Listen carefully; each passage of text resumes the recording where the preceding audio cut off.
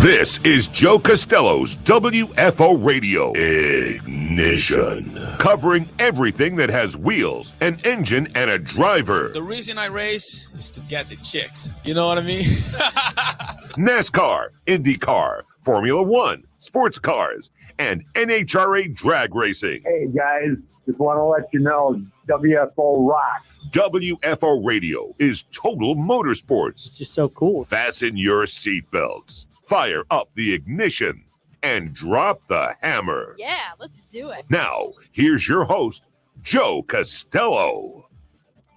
Hey, everybody, WFO. We are back on the air once again. WFO Radio Ignition, a show with many smaller shows inside of it. And we're going to get to all of that as I am back in the studio, fresh back from a little bit of travel this past weekend out there in Los Angeles, the city of angels. I'll tell you about why. It was a clandestine operation. It was totally top secret. I couldn't tell you. I couldn't tell anybody. It was just a big secret thing. But now I'm back and I can tell the tale. Nothing really WFO related, motorsports related. It was personal, but it was very worthwhile and a great time. Hopefully you are all well. And if you're watching on the YouTube, right? Welcome to you. Smash the bell, subscribe, all of that stuff. The last couple of shows have maybe made YouTube. The last one definitely did. And we're thinking to ourselves, like, man, people can see us. This is a problem. Except for me, which I do the NHRA Nitro show. We'll have Alan Reinhart tomorrow at 1 o'clock. That's Tuesdays, 1 o'clock Eastern time. The only of our shows that's really in a set schedule. The Ignition show is a Monday night record session, but the exact moment is always flexible depending on travel and availability of everybody. But then Wednesday, 12 noon is becoming kind of a secondary time slot where we interview a driver guest. And in this case, since last week, we heard from Erica and Caps and Brittany, and we got all our winners out there from the Vegas 4-wide out of the way. We can look ahead to the final Spring Nationals out there in Houston at Houston Raceway Park. And we have got funny car driver Paul Lee going to be on the show, going to be making a big announcement about his crew chiefs tomorrow. In fact, if those of you that are watching this or listening to this audio only, the Ignition show, on your way to work on Tuesday morning, check your email boxes or get ready to watch the social media because it'll be a big announcement from Paul Lee Racing. Going to be super excited about that. Before we go any further, I want to tell you about the people who make it possible for me to go WFO. Quick browse through the sponsors, and then we'll talk about them in depth a little bit later on, like FTI Performance. Speaking of Paul Lee, Paul owns McLeod. Paul owns FTI Performance. This past weekend, the Spring Fling Million. I'm still calculating, where the FTI cars finished. But the bottom line is this. If you are a big money bracket racer aspiring to be, certainly, .90 racer, or just got a very powerful car, even on the street, FTIperformance.com is where you want to go when you do your transmission, torque converter, and even transmission fluid research. Check them out, FTIperformance.com. VP Racing Fuels is on board with WFO Radio, and we're learning more and more about their various line of fuel products, including fuel additives for you guys, the listeners out there, to check out. Go to your local auto parts store, pick up a little VP, or go to the website, VPRacingFuels.com. Find out more information. They've got a newsletter that they send out, and you can definitely get on board with VP. Total Seal Piston Rings, the leader in ring seal technology. We always shout out to Total Seal. They just dropped a new Pro Stock video the other day where we just ran through all the changes necessary going from great conditions in Gainesville to conditions out there in Vegas. And it was very interesting, nose to tail on the car, and it was great. But Total Seal, they've got the Hidden Horsepower podcast. Greg Anderson did a Hidden Horsepower and talked about how he was not an engine guy, how instead he's more of a car guy who learned the engine trade by necessity. Like, I want to win 99 Pro Stock races. What do I need to do that? And the answer is, you better learn about engines, bud. Go to TotalSeal.com. You can get the podcast, and more importantly, you can order your piston rings right there. And a shout out to Phillips Connect, now on board with WFO Radio. Really excited about talking about these guys because they are actually making the roads safer and more efficient with tractor trailer, sensors, really, not just for tractor trailers. You think about Amazon and Walmart going over the road using a lot of these sensors, but even your smaller fleets or even your sportsman trailer.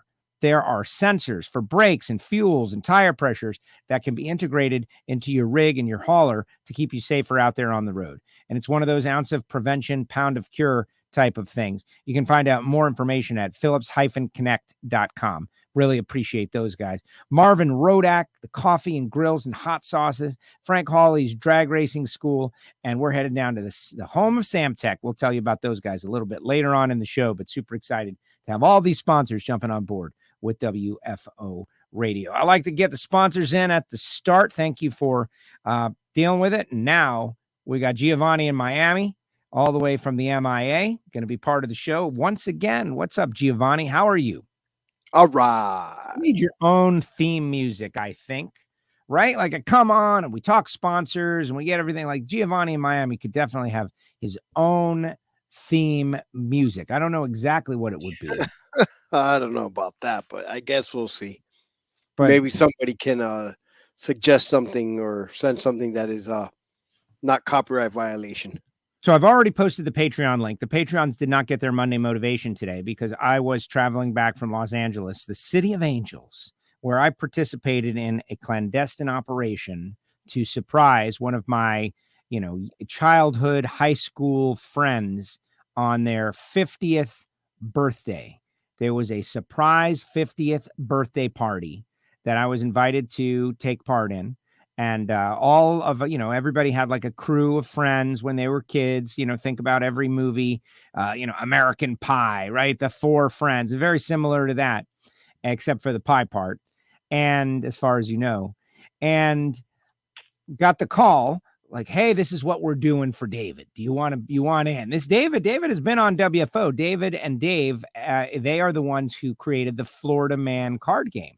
You may recall a couple of years ago, I had them on because I just thought it was the most amazing thing. They made a card game. I don't have my copy around, but doing the 50th birthday party. And so one of my great friends, Slash, and his, David's brother Fuzz, and like this crew of guys that I've known since we were, young boys, right? In high school.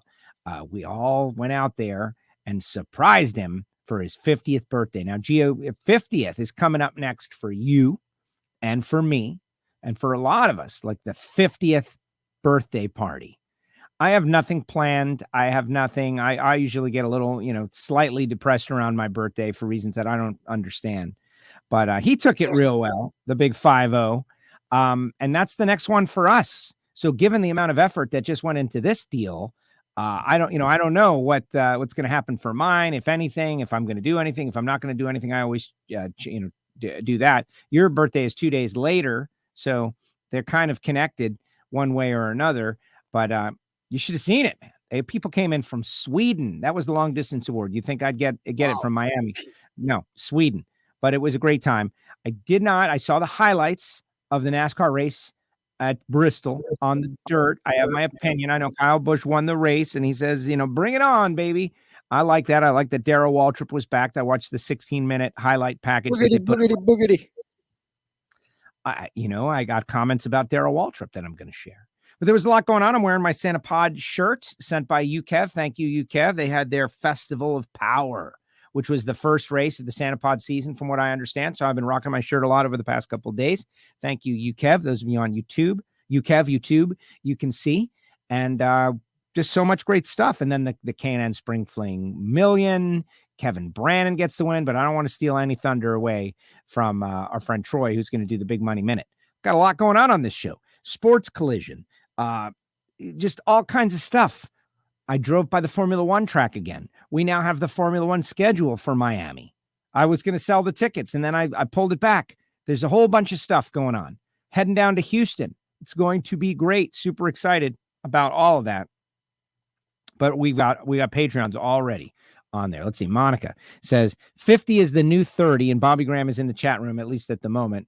Bobby Graham saw he's feeling a little bit better. Well, way to go, Bobby. And yes, Monica, 50 is the new 30. Totally agree with that.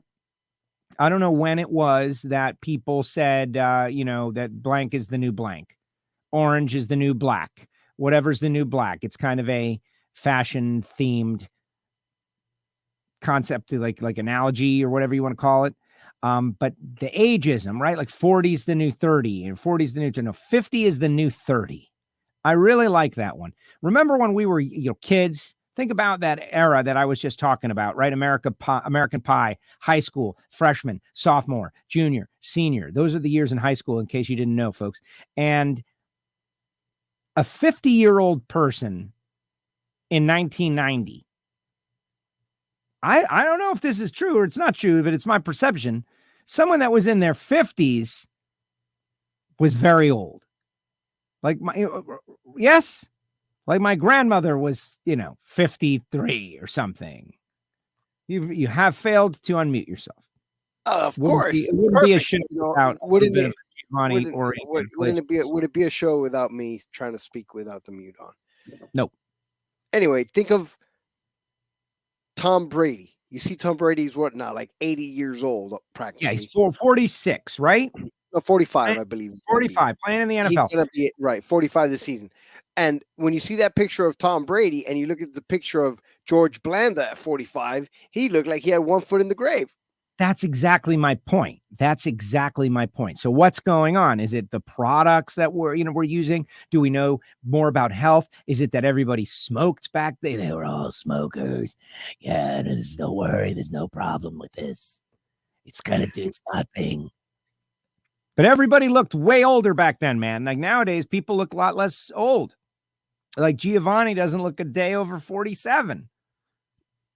Thanks. So it's, yeah.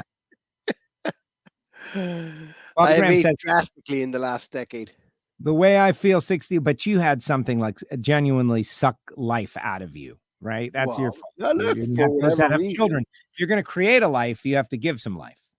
That's the thing. People who have kids, like some of their life goes into the child and then it grows. Suck you by.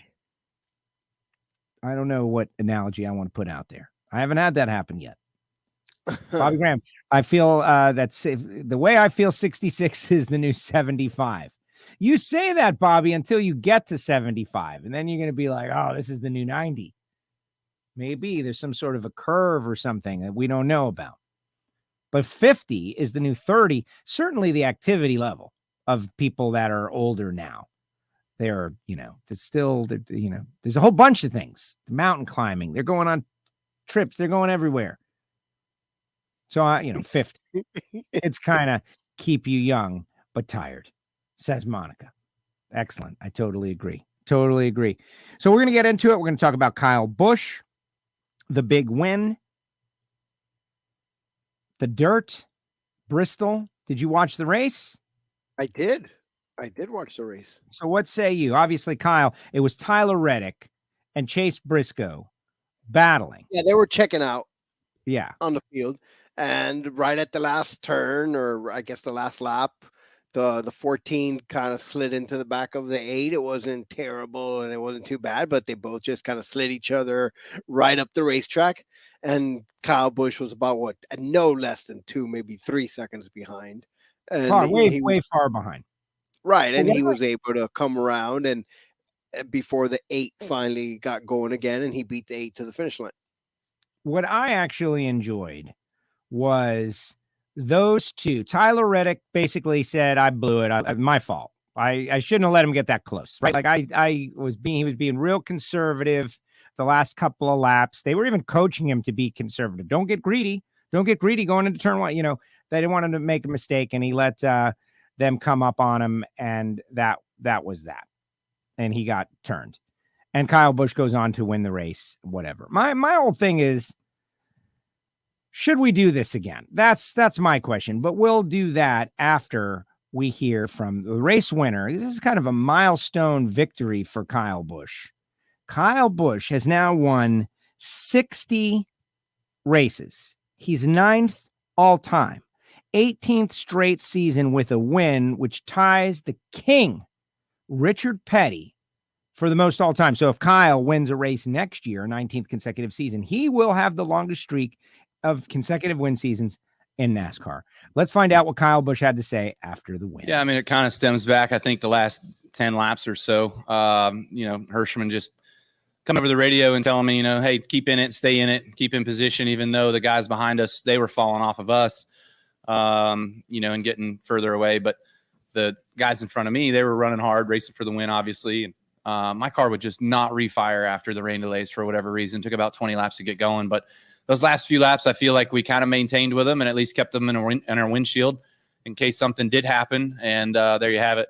The final corner there was chaos ensued, I guess. And then we were able to make it through and steal a win back into one. So, feels good to get one here in this next gen race car. Feels good to win on dirt. A lot of caveats. A lot of little caveats. What does that mean exactly? I mean, I know what a caveat is, but what is he saying? Well, he was quoted as saying he didn't like it. He thinks the cars are bad on dirt. He thinks the dirt thing is bad. And then he took a shot at the Bristol fans. I can win on any surface. Bring it on. Like rain down the booze. It was kind of interesting. He was trashing like how he was trashing dirt races. In Troy's opinion is what Troy says. Chaos ensued, I guess. Exactly. Chaos ensued, I guess. Maybe we could get rid of that, I guess. Chaos ensued, I guess. I don't know. And let's see. What's this one? Yeah, I mean, it kind of stems back. No, that's not the one I'm looking for. There you have it. There you have it. There you have it. I could. In the end, it looked interesting. There you have it. It's just a little too dirty for me. That's me. Like that race was, you couldn't see the track when the rain came down. Cars were like literally sliding down the banking, like they were on ice. It was interesting. Should we do this again? Now, last time I said no. I said I'd seen enough. Now, this time, I didn't watch the whole race. I watched the highlight package for 16 minutes. And I got to tell you, I feel like I've seen enough. I don't know. We're going to go to a different dirt track, maybe try something different. But that's not what matters. What matters is how many people went to see it. How many fans purchased tickets to go experience it? How many butts were in the seats to see it? And I got to tell you, from what I saw, not that many. It didn't seem like it was a blockbuster front gate. They didn't sell tons of tickets. Now, maybe the rain, or maybe, I don't know what it is. The high gas prices, or could be any one of 100 things. The war in the Ukraine, like who knows what the reason is that people decided, the second year of dirt at Bristol, brand new race car, our first chance to go see it. Let's not. But it just didn't look like it was a big blowout. The rest of the results: Kyle Busch, Tyler Reddick, Joey Logano squeezed in there third. I just want to say, Tyler Reddick is a name that I have been saying over and over again for a couple of years now. Like, the guy is a talent. He is a talent. RCR's got a guy who's a talent there. He's going to get a win.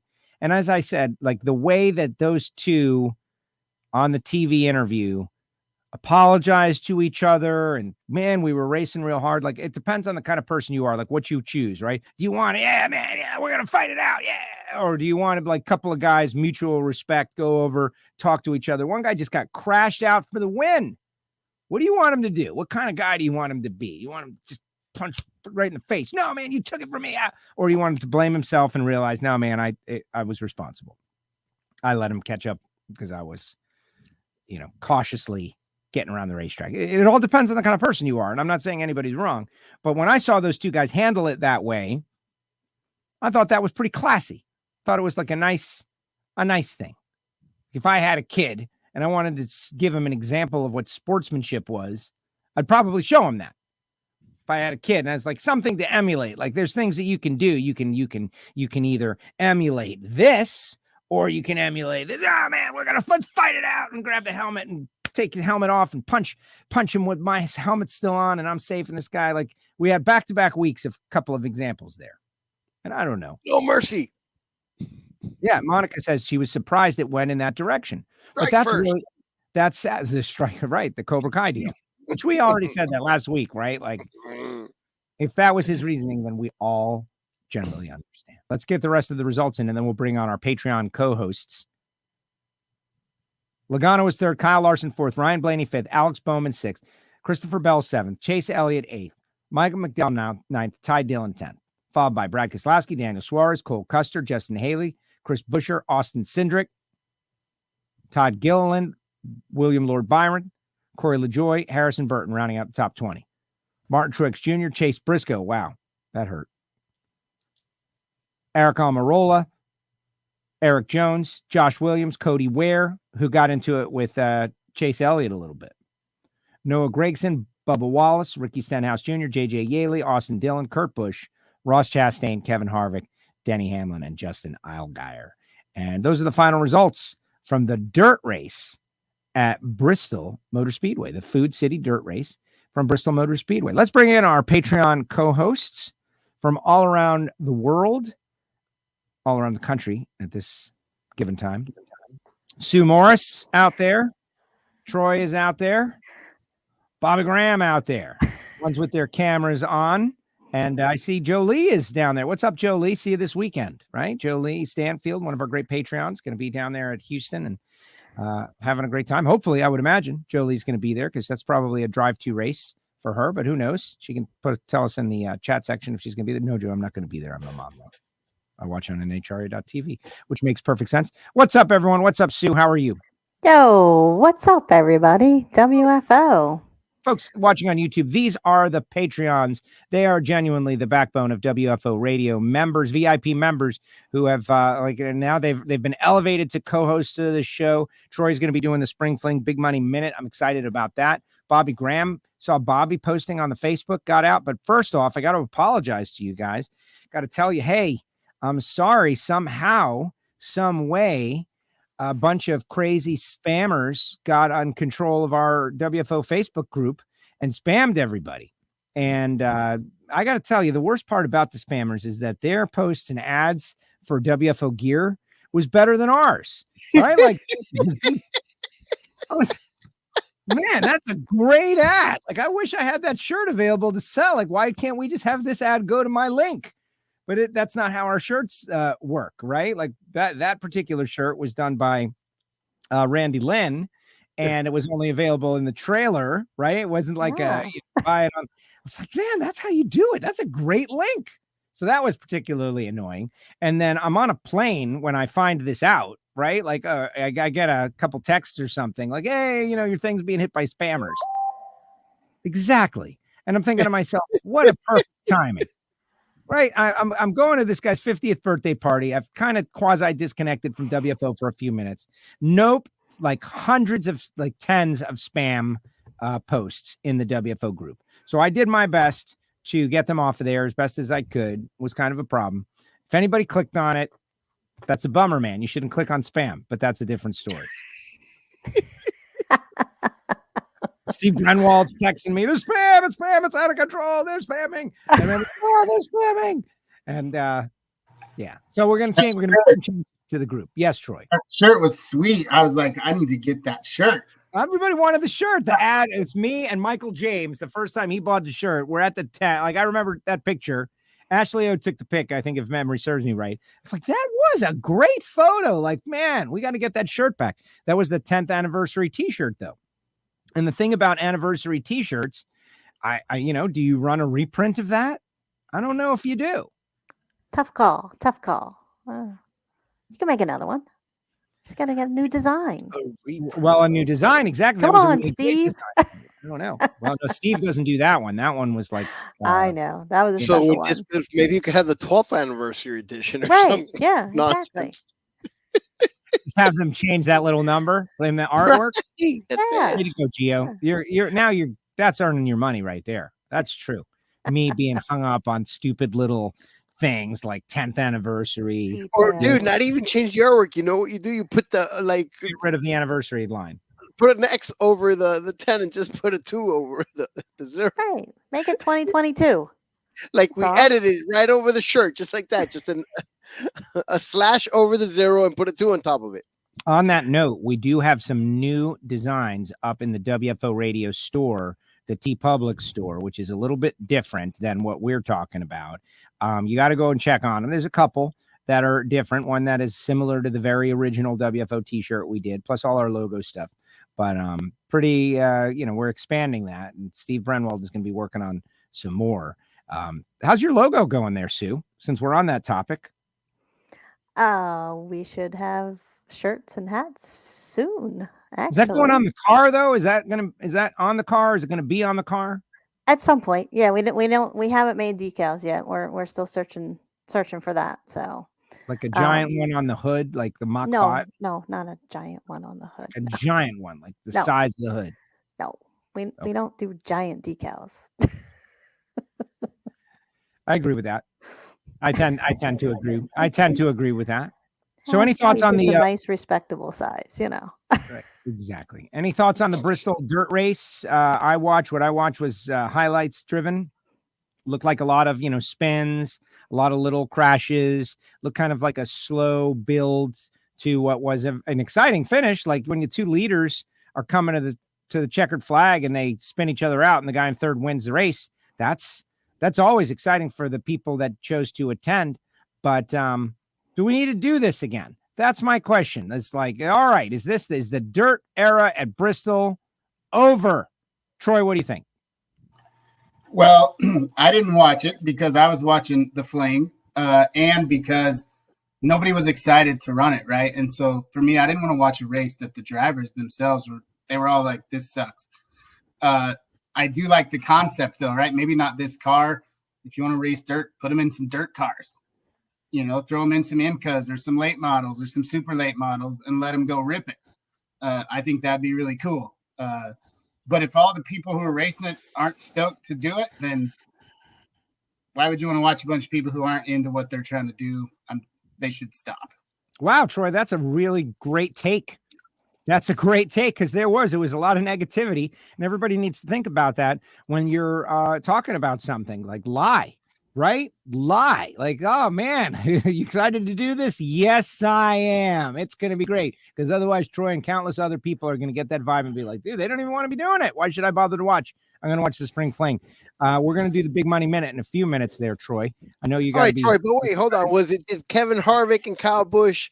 I think they're the only guys that I really heard kind of crapping on it. Some of the veterans, the younger guys, they just toe the line and say and go racing. I think Larson said something, and I just think it's weird that like all those guys, a lot of them anyway, race dirt, coming up through the ranks as kids racing karts and this and that, and so for them to be too good for it now, it's just seems weird to me. Interesting. I think they have more issue with the car than that car on dirt and the way it races than anything else. But well, that and they didn't make modifications to the car to adjust for dirt either. I think that was part of the problem. So they haven't made adjustments for them to run on asphalt too great yet. Well, that's true, Bobby. Bobby's bringing it real for us. I love it. True. How many races are we in this? 8, 9 races. Right. They barely got the car figured out to begin with. I actually thought they did better on the dirt than they have the asphalt so far.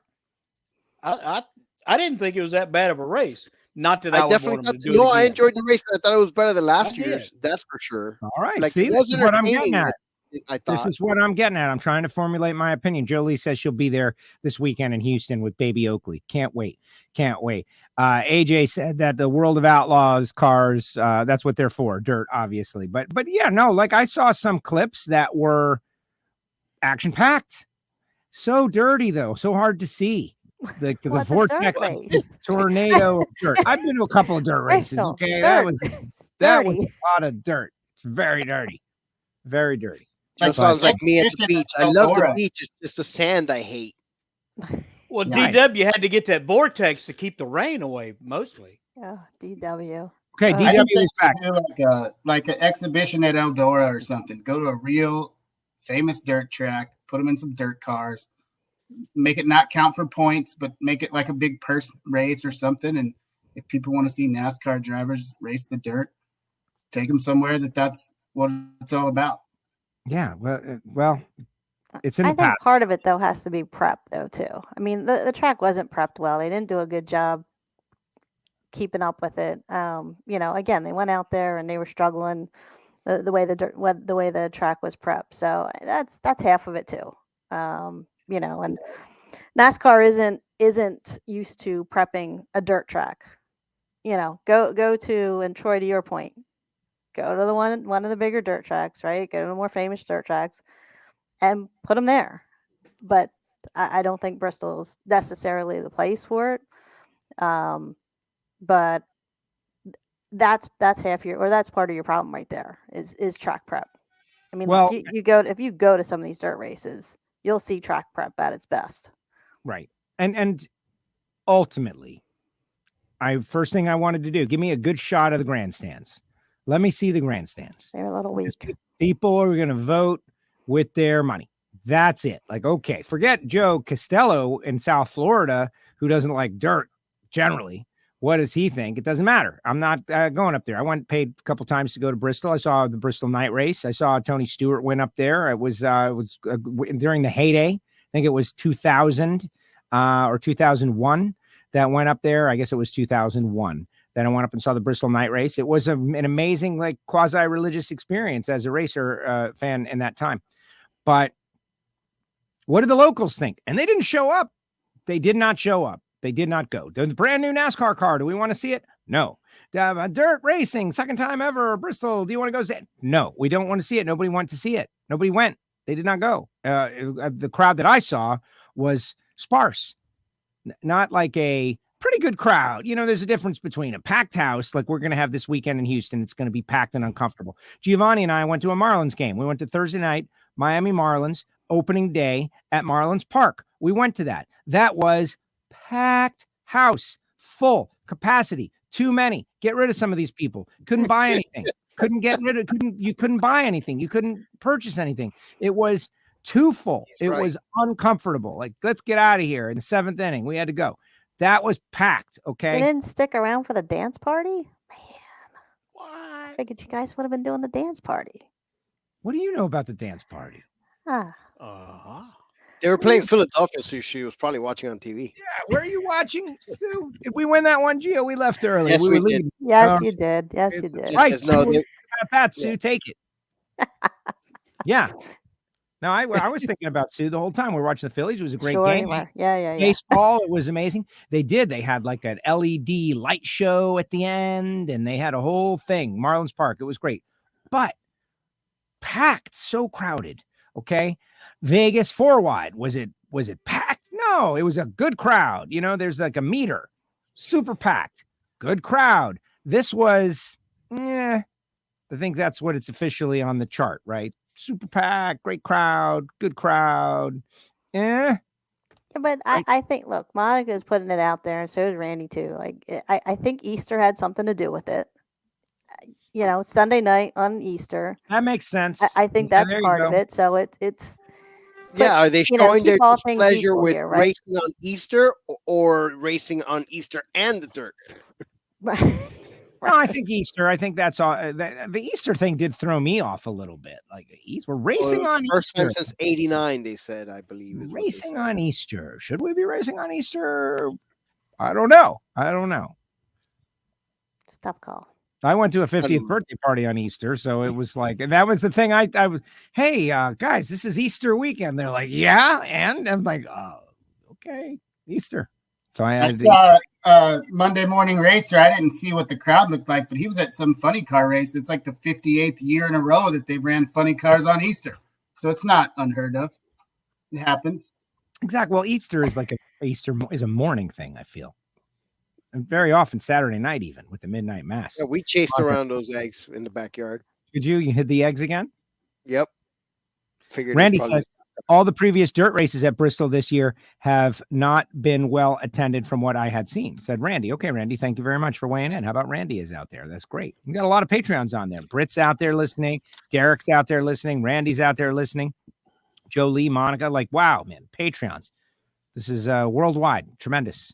Maybe Matt will join us from Australia and we can talk Formula One. He did request new photographs of the Formula One stadium here in Miami, and I do have new photographs that were taken as I passed it on my way home from the airport today. So they're not great photographs, but they do tell the tale, guys. We'll talk about those a little bit later. Any final thoughts? We can always bounce back into it. of the dirt race at Bristol. I just want to shout out to Tyler Reddick, man. This kid is not like a legacy name. He's just clawed his way up the hard way. And he is, to me, showing that he is a talent. He is in the top. He's living in the top 10 and very often the top 5 on a regular basis. Like, I am liking this kid. And if you want to be someone who follows someone that you don't know, like someone relatively new, this kid, he's good. I like the way he handled himself in a very difficult moment. All right. Nobody cares. That's it. No. I agree. I think Tyler is definitely going to be a force to be reckoned with. He's a talent out there, and it actually is nice to see new talent, young talent. And no, he's not just out there. He's not being a twerp. Definitely like not Gibbs, right? But he's he's driving it. He drove it well. Chase Briscoe just kind of went in there a little bit deep, but hey, he was going after it. He's going for the win. So you can't take it when they're going after it, racing hard. And Tyler just left the window open just a little too much for him, but luckily he was still able to finish second. So a lot to be said for Tyler. I think I'm with you, Joe. I think he's going to do well. Yeah, I didn't think he crowded him that much. He was leaving him room. It just, his car in the dirt slid up there. He had plenty of room, but he wasn't trying to knock him out of the way. He was trying to overtake him. In my point of view. Absolutely. I don't think either one did anything wrong. It just dirt does some things. I think Briscoe ended up in the 20s, 22nd is thing. No, I agree, Bobby. It was, and the way that they had, if Tyler Reddick had really felt like he had been done wrong, he probably would have reacted a little differently. And instead he blamed himself. And the only example that I can think of is when Dale Earnhardt was winning at Pocono and kind of eased up in the penultimate corner. And I guess it was Jeremy Mayfield knocked him and went on and won the race. And it was just one of those, like, man, you're coming to the win. And he eased up a little bit too much. And I think that's what Tyler Reddick was saying about his own drive, that he took it a little too easy. Up a little too much. Too much. Right. He let the guy get up there on him, and now he's on him, and now they're running side by side, and oops, Kyle Busch wins his 60th race, just like that. But amazing, though, for Kyle Busch, 60 wins, this kid. I remember when he came in, and like what I remember about Kyle Busch. He's not that much of a kid anymore, isn't he? Like in his mid-30s? No, but I'm talking about when he came in. He was a kid. Right. Yeah, no, like he was better. They were talking about him. He's better than his brother. He's going to be better than his brother. He's more talented than his brother. That's all they kept saying. He's going to be 37 in May, so that's like mid-30s or something. They say 37 is the new 23, is what they're saying. So I don't make that stuff up. No, 37 still just goes back to 30, dude. Oh, 37. Well, 50 and 37 can't both be the new 30. So I didn't know that's how it works. It's got to drop you right down into your 20s. Freeze like at that age, The big 50th birthday, man. The big 50th birthday. I was out there. My friend was big Wednesday bash. That's what's going to be going on over here. No, well, his birthday is until the 19th, and they did it this weekend because he had the same problem. That's the thing. You either do it the weekend before or the weekend after. Probably the weekend before. Yeah, I'm not doing none of that nonsense, dude. I'm just going to celebrate on my own on Wednesday. There you go. All right. Well, I'm calling it now. I'm not going to work, and I'm just going to hang out at home, like running around like Tom Cruise with a lampshade on my head and sliding across the floor in socks. That's probably what my friend thought too. And yet something happened on his behalf that he was not. Well, I'm telling you now that I don't want anything to happen. So I'm not participating in any nonsense activities. See, the more you say things like that, the more likely they become. That's the thing. It's like the more you say things like that, people are like, oh man, this guy doesn't want it. Let's do it. That's just the way it goes. All right, let's do the fantasy results. Let's move on to fantasy. Because Giovanni has decreed, guys. As much as I thought last week's show was one of the best ever, and it's available on YouTube, everyone. Go check it. 2 hours and 23 minutes. And so right before the show, Giovanni said, hey, man, we can't do 2.5 hours tonight. I'm like, why not? It was so great. And he's like, it's just too much. I was like, all right, Giovanni. I had a friend that said to me, we needed a commercial break. You know, Sue. I'm just saying. She just put it out there. She's like, a little break in between, little intermission. What's her name? Her name is Barb. Barb, this is for you. Rodax, coffeeandgrills.com. Check out Marvin, hot sauce, spice rub, everything good, including roasted coffee to fresh for your order. Marvin is down there in Fort Worth, Texas, 817-924-6821. I enjoy the coffee.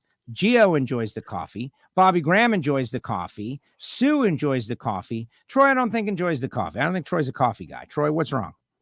I drink 4 pots of coffee a day. I'm drinking some coffee right now. I've yet to call Marvin. I've looked at the menu like 50 times. Every time I want to call him, it's like 8:00 at night. So I got to call him when it's business hours. We got to talk about what's good, and I'll get some coffee. That was good, Troy. Troy is not obligated to say that, folks. He is not obligated to say that anyway. But we all love Marvin's stuff, and more it's habanero sauce too. And you know what I need? What I actually have fallen in love with is that the Peruvian spice or whatever. I'm using a lot of that too. Like a lot of the spice rubs. He's got spice rubs, the hot sauce, habanero, endorphin booster. The coffee, though, is really why you go. 817-924-6821. There's Frank Hawley's Drag Racing School, the Dragster Adventure, where regular people can drive dragsters for fun on like a fun day experience. You know, back in the day, people used to go bungee jumping for an adrenaline rush. And then they got old and tired because better things came along, like driving dragsters. Courses start at $399. Go to frankhawley.com. Set it up. They travel around the country. They're certainly coming somewhere near you. And all you relatively young people out there, I was going to say all you kids out there, but you could be a good, healthy 28, 29 years old and change your be a kid. You don't have to be a kid. Bobby Graham, right? You don't have to be a kid to want a good machinist job. And Sam Tech is a school that can get you started off right. We're heading that way. They're located in the Houston area. And I'm super excited to see Brian Massengill and that fam down there. Go to samtech.edu. They're approved to train veterans under the GI Bill. Check them out, samtech.edu. And there you go, Sue's friend. Now let's get fantasy results. We'll do. There it is. And you're never too old. Pat Riley suggests that you change careers every 10 years to keep things fresh. Oh, man. Says the guy who's been running the Heat since 1998. Exactly. Has been involved in basketball. Because it's right around time for me to change careers then, man. It's time for me. He's talking about his players. Over the years, in his defense, over the years, he went from coach to the front office to more hands-on here, back to coach, back to some this and that, and he's been all over the place. All right, let's talk fantasy results. I just noticed my result. I made the scoreboard. Yeah, I heard. Not for something good, though. You know you are. If you were on that TV show of losing weight, you'd be great. The Dirty Hippies. Let's not let my failures take over the glory from Rich York of the Dirty Hippies, the only 4-time champ. 374 points, won the week, is on the board for 2022. Way to go, Rich. I haven't talked to Rich York in a long time, Giovanni. Hopefully you're keeping communication with Rich. I haven't spoken with Rich for a while, but he's playing. Like, that's the thing that I like is that that's his second win in this short season already. Yes. Rich York is all of a sudden reinvigorated because Mr. Fantasy NASCAR has won 2 championships. 374. So he was ill, so he was probably spending a lot of time getting that charting graph going. Maybe. Southern Racer X 371 tied with Team English. That's Mike English and Double O Dead On. And Hockey Kid. Oh my gosh, we had a 4-way tie for second. Look at that. Craig and Newhall 359, along with Beer Reader Racing, Thug Life Motorsports 358, Rusty Racing 357, and the Texas Bugnut 350. That's your top 10. The most points was Rich 374, up 9 positions. The biggest gainer was Team English, up 14 positions. The biggest loser, me. I am the biggest loser.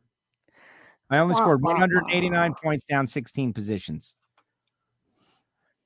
Oi. Ouch. Yeah, no, rough. It hurts. The overall leader. Yes. I had my best score of the year so far, and I didn't gain anything. That's what happens when you're on the bottom, Bobby. Like, when you're on the bottom, it's a long way up. It's a long way up. Craig and Newhall is the leader. The new leader, Craig and Newhall, is taking over the lead. I don't know if Craig and Newhall has ever been the leader in the WFO Fantasy League, and now he is over Dirt 99 and the Dirty Hippies, who is now up 9 to 3rd. Oh, wow. Clausen Racing 4th, Aviator Racing 5th, Hockey Dad 6th, plummeting 5 positions. Turn left 7th. Ray Andy 8th. Mr. Fantasy NASCAR 9th, down 2 positions. Rich York and the Dirty Hippies versus Mr. Fantasy NASCAR in a slugfest down the stretch. That will be entertaining.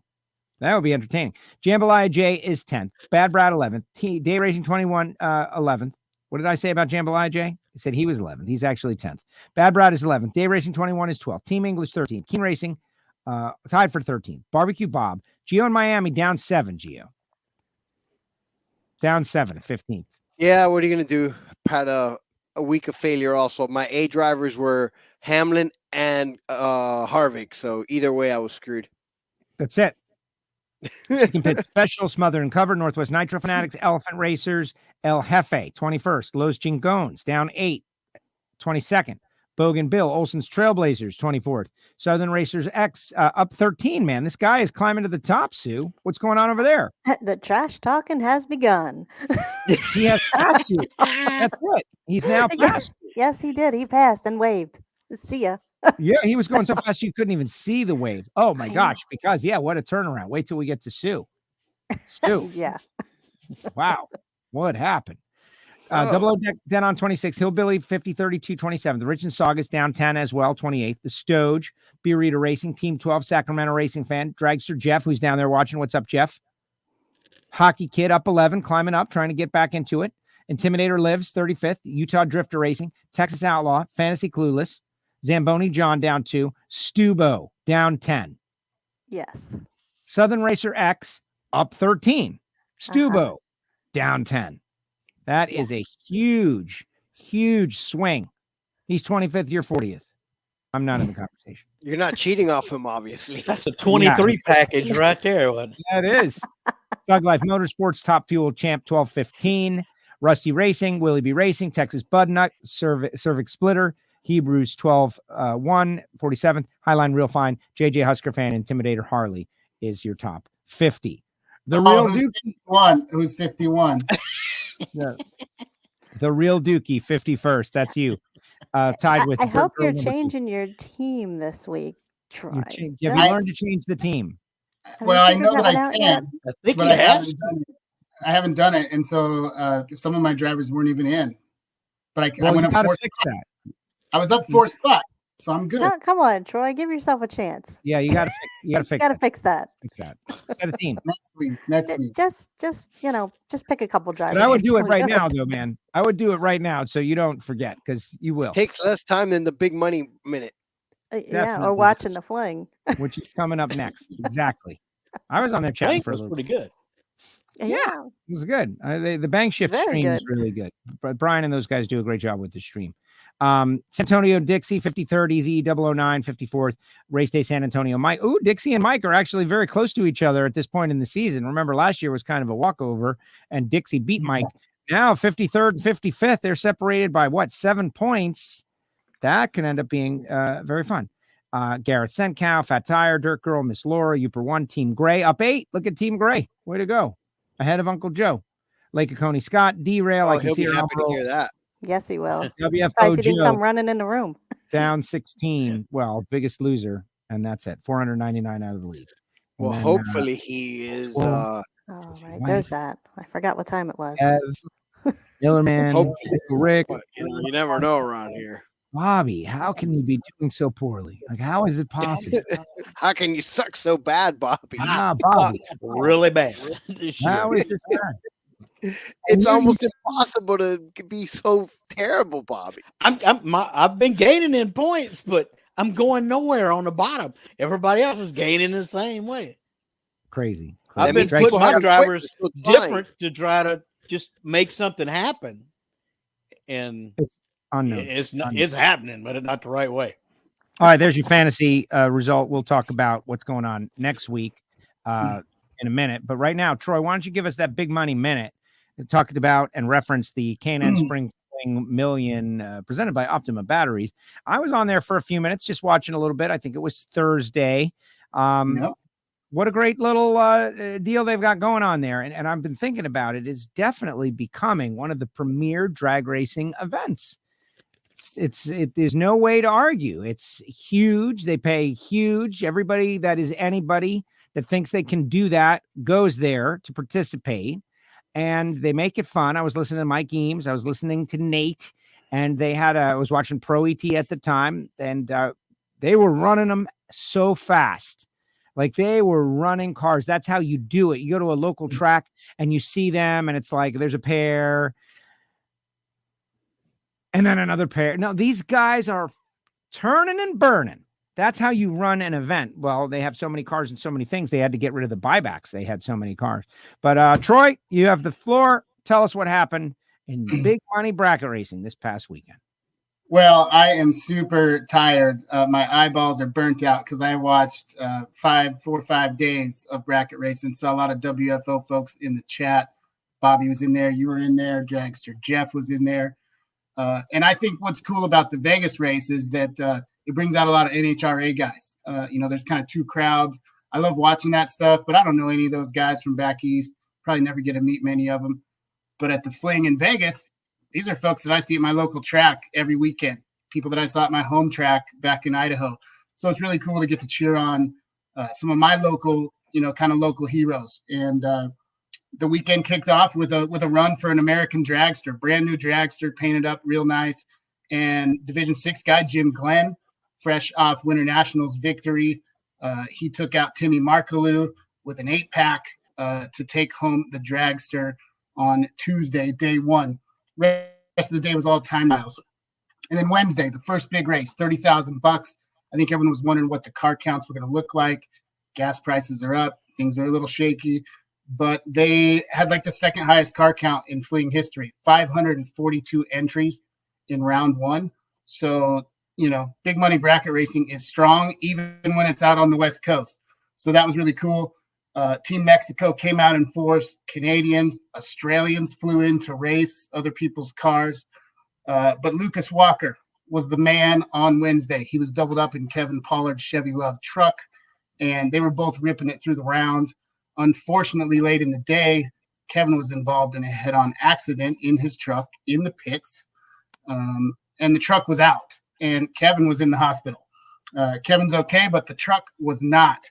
They did let Lucas Walker switch cars, so he hopped in Raider Campbell's 68 Camaro, beautiful purple Camaro, and he had to face Jeff Serra, who was still doubled at 6 cars out of 562. And so it's crazy when you've got all these people, and then at the end of the day, it's still the same guys, cream rising to the top for all the money. And Lucas took out Sarah's other entry. Jeff had to meet up with Roger Sauter, who has just one of the most beautiful 72 Cudas around. Sauter takes out Sarah, sets up an all-door car final that they actually ran on Thursday. Sauter turned it red. Walker ran it out the back, holding 5 or something like that, and took home the $30,000 check to make KP proud. Thursday, even more cars, 561 entries, which I believe is a Fling record. Okay, so I got to pause you right there. For everybody out there who maybe doesn't that doesn't compute, right? Like, it's just a number. You're listening, you're watching, 500 cars. Think about that. 530 cars went, you don't just drive your car there, man. Like, you got to have this equipment. You're somewhere that thinks that you can maybe do something. There's guys like me who got a car that I'm not going there. That's how many people are going there. This is a thing. It's a cultural phenomenon. 530 cars, the best of the best. People spending a lot of money to enter these races. These races are not free to enter, man. There's a lot of money put out there. That's insane, Troy. 537 cars. Dang. It's super insane. And like you said, even as fast as they're running, when the green light hits, they wind them up for the next burnout. I mean, it's like as soon as the tree fires, they're burning out the next pair. They start at 8 in the morning. And they run this thing until midnight. It takes all day and all night, and they do it. And it's super wild. So it's cool to see that. It's cool to see that in these times. And for me, it's cool to see it on the West Coast. They say race it and experience it. I don't know if I'll ever race it, but thanks to the live streams and thanks to it being in Vegas, I can experience it and maybe go to it one of these days. So super cool. And Thursday, they followed it up in similar fashion. 561. We had some bilingual Spanish announcing, which is like every race sounds like a Spanish home run call. It was incredible. It was the best thing. And you had some familiar names. You know, you get down to the round of 9, even after 561 entries. Timmy Markaloo, Marco Abruzzi, Chris Whitfield, Big Vin Domino, Gary Williams. These guys are just the best. And it doesn't matter how many people they got to run through. They will run through them. And at the end of the day, that's who's going to be there. And so we got to the round of 3, and it was Chris Whitfield taking on Tim Markaloo, his second deep round in a row after going late with Jim Glenn. And Whitfield was behind on the tree, but he takes 007, puts it dead 5, taking the stripe by 7/10,000 of a. I mean, it's just like to be able to drive like that. We're talking 8th mile. You got 4 seconds, and they can drive that thing at the stripe. It's just wild. Okay, Gary so I will pretend that their element of luck is also a factor, and that 7/10,000, you could put it. You know, the best of the best have told me they could see 4,000. I don't know. Those last rounds, none of them that far off. That's part of it. A field goal kicker kicks the ball, it hits the upright, and sometimes it goes in. Guess what? That counts. So doesn't matter. But oh my gosh, 7/10,000 when light comes on, he's dead 5, wins the race. Isn't it interesting though how the same people tend to get so lucky, you know, to where it's like I don't call it luck anymore because when the same guy's doing it week in and week out. So then Gary Williams goes up for a bye run. He don't even have to race anybody. Puts it trip zip anyway. Meets Chris Whitfield in the final. He goes 007. Chris is 10, but G-Dub gives it back at the big end. Whitfield puts it dead 1, $30,000 to close out Thursday. So 3 days already of amazing, amazing races. If it would have stopped right there, it would have been a great event. They did have enough entries to bump up the guaranteed pay on $1 Million Friday from $250,000 up to $285,000. They run the bottom bowlers separate, and Nasty Nick Hastings finds himself in the pro final with Division 6, Andy Schmall. And Andy Schmall takes out Nick Hastings to put his car on the ladder. And again, he's met with the likes of Scotty Richardson, Austin and Gary Williams, Jeff Serra, Chris Galitti, Johnny Ezel, and a few more. Just the baddest of the bad make it through these fields. It's just crazy to me. Gliddy and Dan Foley both put a 001 up front to beat Gary Williams and Johnny Ezel, respectively. Andy Schmall took down Donnie Burleson. And then heavyweights up to the line. Scotty Richardson, Kevin Brannon. Scotty lets go 17, but Rabbit lets go 14. So Scotty puts it dead 6. Brannon ups the ante, puts it dead 1, puts Richardson back on the trailer. Spencer Massey on the bye goes 007 and dead 0. Spencer Massey on an absolute mission on $1 Million Friday. His final 5 rounds, his lights were 33 combined. Oh my gosh. 33, 5 combined. His final 6 lights were 41 combined. He was unstoppable, goes all the way to the finals, meets up with Kevin Brannon. Massey's 10, Kevin's 005, and goes 001 under, double breakout, $1 Million Friday, goes to the Rabbit, Kevin Brannon. Wow. Watching Spencer. South Carolina represent. Come on, the Rabbit. We were. I was hoping the door car would get it. I really was. And watching Spencer in a door car, 00, 00, 00, 00, 5, 6 rounds in a row. I mean, there was guys winning races with 40 on the light in 1 pass. In 6 passes, he's 41 total. I mean, it was wild. But Kevin Brannon takes him out, and that was $1 Million Friday, which only leaves Saturday for $30,000 more. A little bit lighter field, cars had broke, people get a jump on travel, but we're probably still over 350, close to 400 on Saturday. And the best race of the weekend still hadn't happened yet. We get all the way down to the finals. Preston Pennington goes up against David Meyer. David had went trip zip in his previous 2 passes back to back. Lines up against Peeps Pennington. Peeps lets go 000, puts it 4-6-9-0 on a 469 for a perfect run in the final round to take the money. And that's it. Like, it was incredible racing. A guy named Sure, you Pete. want to try to do this, Troy? Like, get out there. Go and get you some. Go and get you some of that. Yeah. Oh, you listeners out there, you It's can not be a part of luck. this. No, it's skill. It's not Well, luck. that's skill. That's You skill. get some luck, but Right. Yeah, Taking but the strike triple 7 zip times out. 3, no, that's- 2 that's times in a skill. row. It's that's not skill. luck. No, that is And then definitely counts. lose. Yeah. Then there's that. Yeah, I mean, and a guy named Peeps wins the final race of Easter weekend, right? I mean, It's like No meant to pun be, intended. right?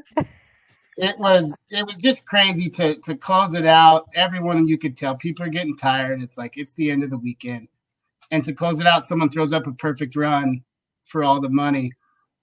That's what those events are about, right? That's like the embodiment of big money bracket racing, with all of it on the line, working through big fields and bringing it round after round after round. Even when the guy you're going up against, like, he's no slouch, he's trip zip 2 rounds before, and you're like, man, this guy's tight on the tree. Like, you know, Peeps had to been tight in his car, and he's trip zip perfect. That's why I love this stuff, man. It's just it's amazing. And to think a guy like Spencer, right, who one of the best on the tree, no matter what he's in, to make runs like that, and you're not the winner. Yeah, no. You didn't win. Only one can win. No, but he did good. That's great. And, you know, he'll be running Top Fuel later on this year. This guy's won Top Fuel races, contended for championships. That's it. But he loves this, just like you said. Like, you talked to Spencer. He says, like, this is what he loves to do. He's feeling it. And they've got something really good going on here. And I expect it to continue to grow. It is you know, just to participate, just to enter, costs a fair amount. But I think what's happening in bracket racing, I keep giving it the comparison to the Texas Hold'em poker craze that happened a few years ago. But I think so much more exciting, right? Because they're actually racing as opposed to sitting there looking at cards. Well, the one thing that I respect about these crowds, the racers, because there are not crowds in the stands. The people don't want to watch 17 hours of bracket racing, and I get it. But these guys don't care. They'll put up the money themselves. What do we got to do to make $250K? Well, you got to buy in at $800 and you got to buy back at $500, and they do it. And they make their own events. They create their own destinies, and it's just awesome. I love it. It is. Troy, excellent work. The Big Money Minute here on WFO Radio. Way to go, Troy. Excellent. And it's funny that Sue and Bobby and everybody got in. We all watched a little bit over this course of the weekend at some point. We've also had a milestone here on the show. For the first time ever, one of our Patreon viewers has not been able to attend and watch the show because we're at max capacity down there. I got a little notification that I'd never received before. Like, someone is trying to enter the show, but you're at max capacity for the very first time. So to whoever that person was that got the message on the other side of it, hey, sorry. We're going to have to try to start working on a new... Sucker, sign on sooner. Yeah, right. Like, I don't know what to say. Like, the way we have this thing working out right now, I don't know Look what at that max capacity, man. Wow. max capacity. And let's see who else down there. Let's see. Olson's Trailblazers is watching along. Keith Howard is out there watching along. Everybody is watching along. WFO Radio, Patreon. And since Sue's friend, wants a spot break every once in a while, this has been brought to you by the Patreons. Patreon.com/WFO Radio, where you can become a member. Join the show. And if you're interested and super passionate like Troy is, maybe you end up getting work put on your desk, right? Like, hey, Troy, like, oh, you really into this? Why don't you give us a report? Which that was an excellent report, Troy. Great job. All the hits. The guy was involved in the head-on crash in the pits. What was the update? Do we have anything? Kevin Pollard, I think he hurt his leg pretty bad from what I was able to gather. Somebody was in there, just a regular truck, just a regular vehicle, and they were coming a little cross traffic in the pits. And I don't want to speculate, but I've been in the pits a lot, and everybody drives too fast. So at least one of them was driving too fast, I'm sure. And they kind of head on to each other, driver's side of the Chevy Love, and Kevin got hurt. He's okay, but the truck's ruined for now. I'm sure they can fix it, but it was beat up pretty good. There's some pictures floating around online, and but yeah, so that was a bummer. And they let Lucas Walker switch cars, which can be somewhat controversial at these events when someone switches cars mid race. And then he goes out and wins it in a car that's not his, right? I mean, I'm sure he's driven it a couple times. He knows Raider Campbell for sure. But to be able to just, after all that, all the emotions, getting postponed to the next day, then you hop in somebody else's car and go out and win it, pretty awesome. So, well, that's where Peter comes in. And I think that, like, hot take, that's the right call. That's the right call. Somebody's race vehicle gets taken out by a random occurrence in the pits. What do? Do you say, sorry, tough, you're out, that's it? Or do you bend the rules to accommodate that person? Well, I think number one, you bend the rules. And honestly, like, also it discourages destroying someone's car to take them out of the race, because they're just going to be allowed to use someone else's car if some crazy circumstance occurs. So I think that's a little controversial, but not really. I think anybody put in that situation, that's the right thing to do, in my opinion. Feels like under those circumstances, right? Maybe if it's round one, it's like, sorry, man, here's your buy-in. You're done. But we were in the semifinals. Yeah, it's like, this guy's in the semis for the money. What are you going to do? I mean, so I think it was the right call. Exactly. All right. So here's the report. Dragster Jeff says the quality of cars going around the racetrack is amazing. Olson's Trailblazer says, it was me. I waited and I couldn't get in, but I got in later when someone dropped out. That's perfect. That's how it'll work. Monica loves Troy's enthusiasm. Dragster Jeff says, great reporting, Troy. Thank you. So look at that, Troy. Remember a few weeks ago, you were worried about how it was going over? Remember that? No way. And today it's a sold out crowd. We can't even get them all in the building. Oh, can't even get them all in the building. We'll see if they all drop off after the big money minute. Bristol Dirt didn't sell out, but Patreon did. That's exactly. All right, where are we going next?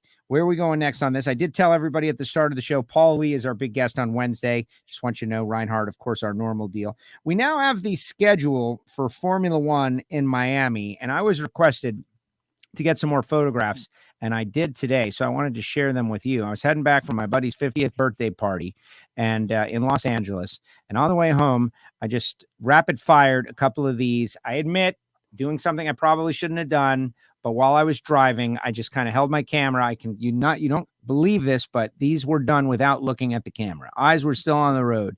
These were out the side of the car. That is Hard Rock Stadium, heading from south to north.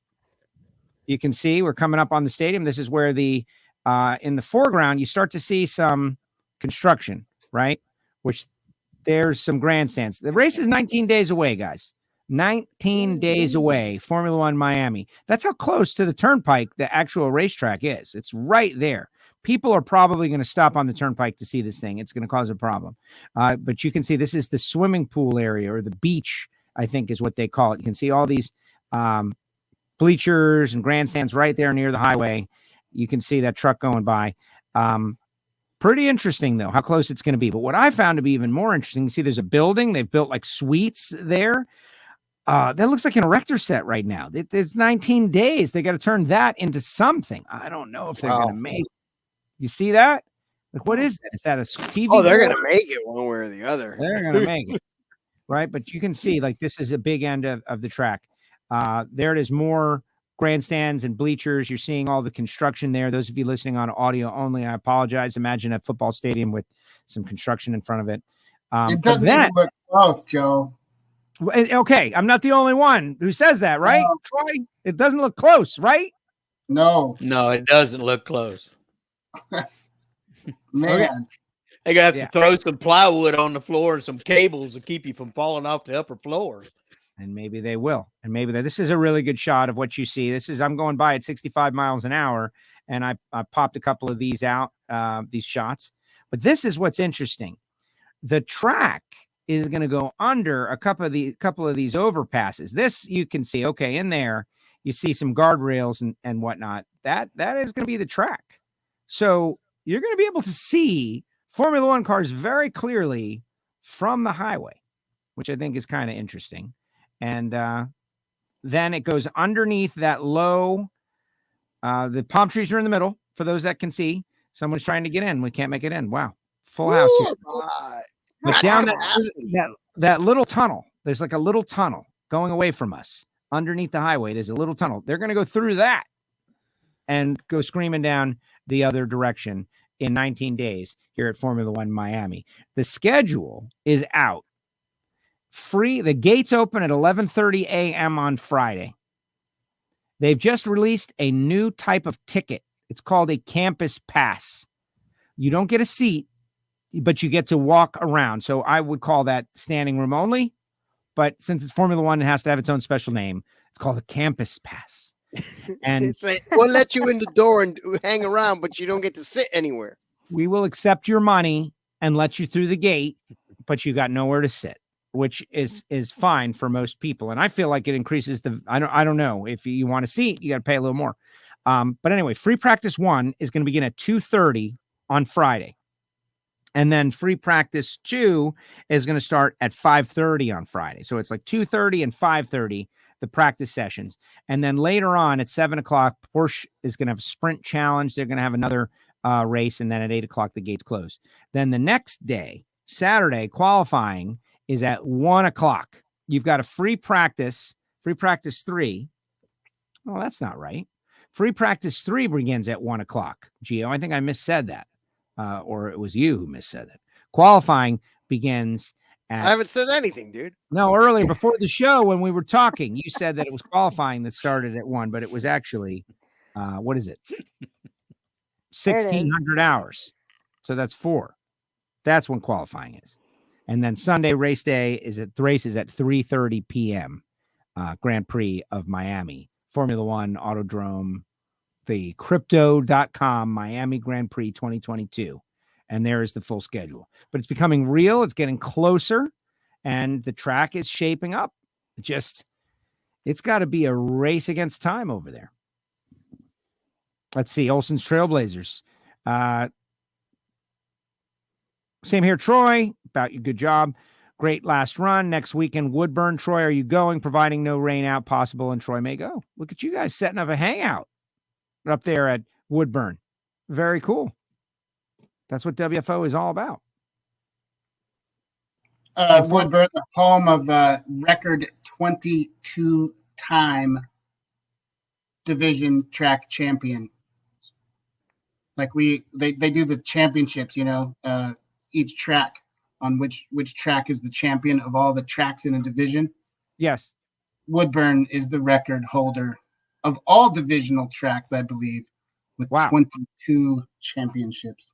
That makes sense with Joey and, run by racers for racers, that whole thing. That makes a lot of sense. Formula One this weekend, Giovanni and Imola. We're back in action. And the story that I hear is that Ferrari is going the no updates strategy. That's what everybody is talking about. Ferrari is not going to make updates early on. They've got a no update strategy. What do you know? Well, that the car is fast right now. Let's hope it can continue that way. If the strategy is that you got what you got.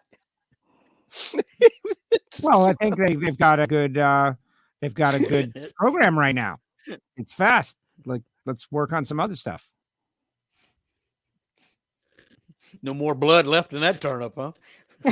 Maybe that's a little unfortunate if that's the case. Charlie and Carlos, this is what you got. That's it. Make it work. Drive to survive. Yeah, we'll find out next season. Very excited about that. So what about Imola? Italy, man. It's exciting.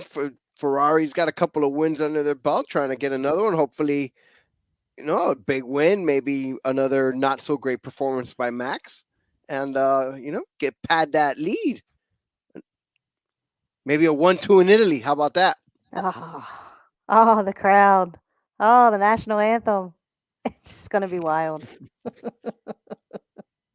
Well, exactly. And I was thinking Look at this the that. other day. Like, I have a legit chance to see a Ferrari victory in person. And I know I touched on it a little bit last week, but like it's been building. Like, whoa, wait a second. The idea that I could see a Ferrari victory is amazing. Here you go. From April 16th, no significant Ferrari upgrades till later in the season from Planet F1. Ferrari team principal Matteo Binotto has not given a certain time frame for major upgrades to the Ferrari F175, but it will not happen at Imola.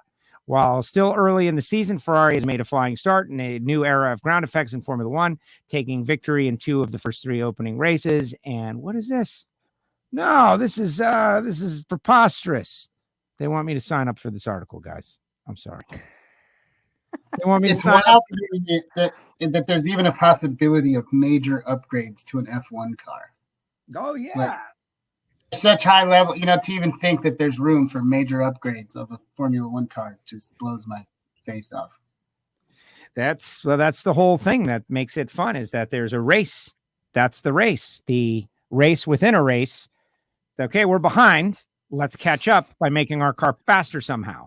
How can we make it faster?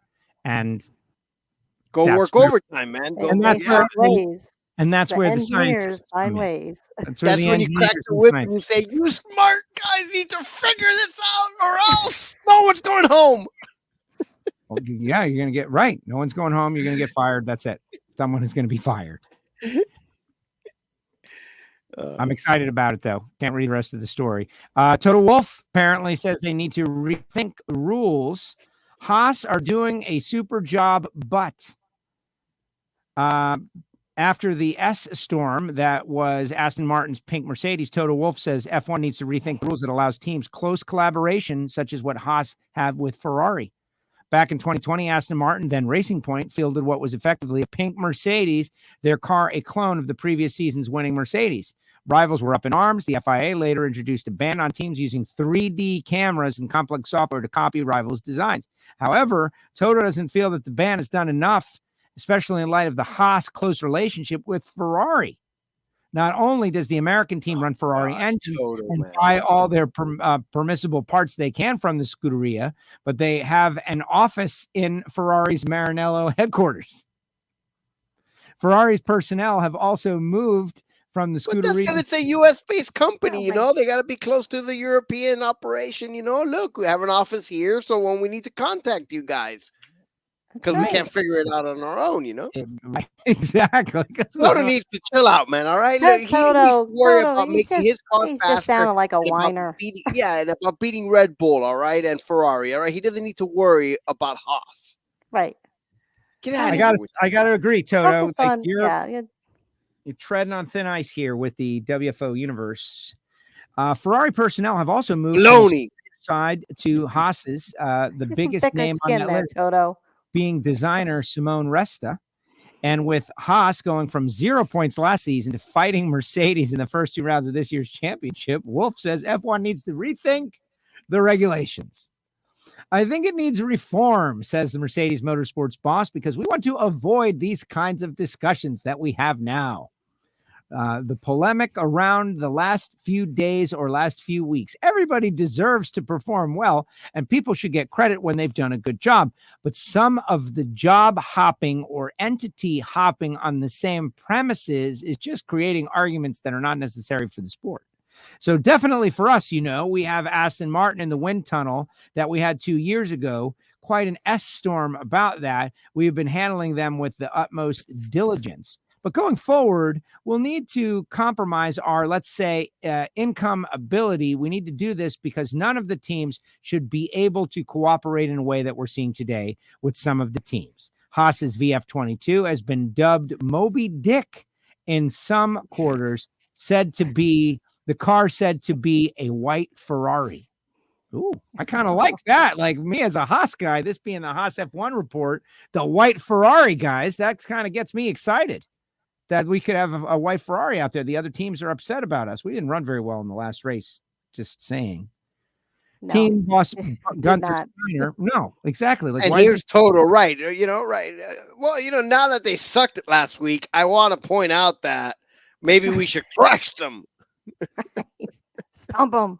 They can't possibly get any more points. Okay, here's Gunther's response. Gunther Steiner has scoffed at that. He told F1Insider.com, these allegations have always existed and always will. I stay calm. If we are good, they call a white Ferrari. If we are bad, then no. I'm starting to find that ridiculous. You have to work hard. You have to work hard for envy. You get pity for free. That's a good line. That's a good saying. I wish the others would be green with envy because that means we did a very good job. Asked if he felt the Haas car was too similar to the Ferrari F1 75 and whether he sought clarification with the FIA regarding the Haas car. Wolf said Haas has clearly done a super job with this year's new regulations and that it was up to Mercedes to learn from it. I mean, Haas has made a huge jump from being last. And the way they were into having been solid into Q3, I think in Bahrain, that's an interesting step. For us, it's a learning exercise because as an organization, we have 2,000 people and we've been successful in the past. And suddenly you're fighting a team that's much smaller in size. So they must have done a super job. And that's the story. And there's your Haas F1 report. How about Haas F1 ruffling the feathers of the 2,000 person team of mighty Mercedes, an industrial giant? That's pretty significant. Well, Gunther, he likes the cameras and the show according to and he's hiking up the mountain. That gave me stress. These guys going up. What are you doing up there, man? He's hiking a mountain. He's mountain climbing, I believe is what they call that. And there's some sort of like chalet on the top that they stayed in. It's incredible. What's the line, though? Got to remember that one. You have to work hard for envy. They give out pity for free. I'll remember that.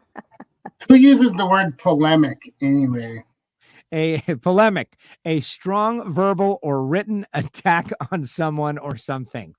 Thank you. Right, Troy. someone whose English is not their primary language. Right. I've never heard that word before. I had to look it up, which makes me not want to. Like, come on, dropping $10 words like polemic. Hey, let's not get crazy. Hey, Maybe I'll drop polemic this weekend, right? You will Like, yeah. Don't you remember last week and Joe with the auto No, Dromo? don't say that out. He'll figure out a way to get it in there. But, come on. There's one thing we know. It's getting too crazy. I had to Okay. download a dictionary and a thesaurus this I week mean, to keep up. I'm telling you, strong last week verbal Gio and I were like, who can find it first? next time Reinhart yells at me, I'm going to be like, "Hey, man, what's with the polemic?" If you drop polemic on a national broadcast, then when I'm in Vegas for Vegas 2, one of the dinners is on me. If you drop polemic. On a national It's got to be appropriately used, though. There's got to be something that happens. Oh, someone will get mad at somebody, right? Hagen will get mad for forced double bulk. Right. Oh man, Hagen always gets mad at that. So yeah, it's gonna come. Yeah. Hagen with the polemic down there, Alan. That was really interesting. We'll see. We'll see how it goes. You can count on me forgetting about this in 40 minutes. So don't worry about it. Polemic. Don't worry. We'll be reminding you. Yes, exactly. Polemic. Will Tharp, who is one of the division directors, I forget where we were earlier this year. I think it was Phoenix. He sent out this little challenge email. And I haven't forgotten, Will, if you're out there, for $100 to the first announcer who can use every word on the paper in the broadcast, right? And I was like, I can do this right now. I'm on the mic and just win. And I just used them all. And that's it. Nobody else got to play. And he got mad. And that's it. And when I see him in Indy, like he should pay. He should pay because I used all the terms. It's verifiable because it's on NHRA.tv. But all of a sudden, if you were listening and I got real weird, that's why. That's the Challenge reason. was out. See, Right. challenge accepted. Challenge. All right, sports collision time. Giovanni, what do you got? Sports collision. Well, very appropriately, actually. Right now, you just mentioned you, much like the Dolphin coach, he did one of those Rich Eisen NFL Network host challenges where Rich Eisen asked if anybody at the coaches in the combine a couple of weeks ago could use certain coach cliches, any of the 5, and your Miami Dolphin football coach went out there and used all 5 within the first within the minute of his press conference and pointed to Rich Eisen in the crowd and let him know that he not only would use more than 2 of them, that he used all of them. Very good. Wow. What an it was. incredible, The new coach, man, he seems like an interesting character. I don't know what else to say. He's kind of young and nerdy. What an incredible segue on the program from us But it was. talking about that to it actually happening. I didn't see that coming.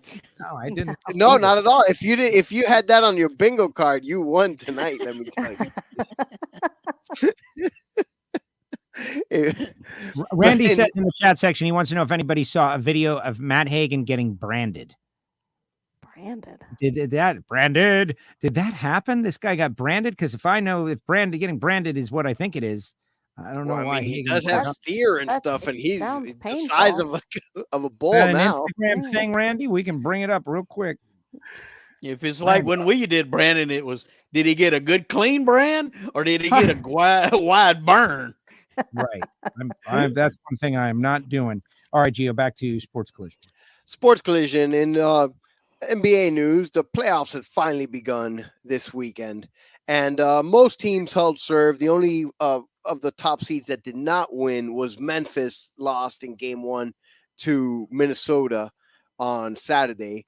The game 2s have started, and right now all the favorites, the Heat won, Boston won, Milwaukee won, and Philadelphia won in the East.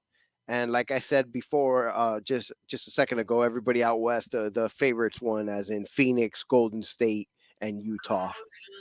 Okay. And Memphis, the only one that did not win. But those games will be going on now. That's what's going on of interest in the NBA world.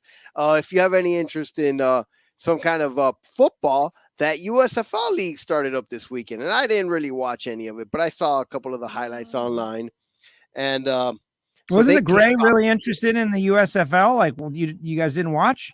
It's kind of surprising. Not really. To be honest with you, I kind of the Gray had kept mentioning it, and when it actually came on TV, we were watching the racing and other stuff and totally forgot about it. Got it. And so I gotta be honest with you, I'm not really interested in watching a league that is at best college football type quality. But we'll see. They're playing for 10 weeks. So they'll be on again this Friday and Saturday coming up. There's 8 teams, so they only play 4 games a week. So at some point, I'm going to run across it, and we'll give it a good. We'll try and see if it's worth anything, and if anybody has any interest in it. But USFL, I don't know. Is there really a clamor for more football, for spring football, in this time of year when we got enough going on? We'll find out. I don't think so. I think it got about 1 million, total rating between, and it is on 2 networks, so that's probably going to help it. I don't know how that worked out, but I guess they're trying real hard. But USFL, I wanted to let everyone know that the golf match got announced again, and we've seen these over the last couple of years, but it's going to be June 1st at the Wynn, and this year it's going to have Tom Brady and Aaron Rodgers against Josh Allen and Pat Mahomes. So it's going to have like the older veterans against the young up and coming guys for that golf tournament. You know what I'm talking about, the match where they've had Lefty and. Well, Brady made that incredible shot a couple of years ago. That's right, where he played Peyton. Yeah. And so this year they've got that going on. That they just announced that today, and that's going to be happening in June in Vegas. So I don't know if I know you are in and out of Vegas all the time, so I don't know if you're going to circle back to Vegas for June. But if you're there, that's checking it out. Maybe I'll be in Vegas in June and August.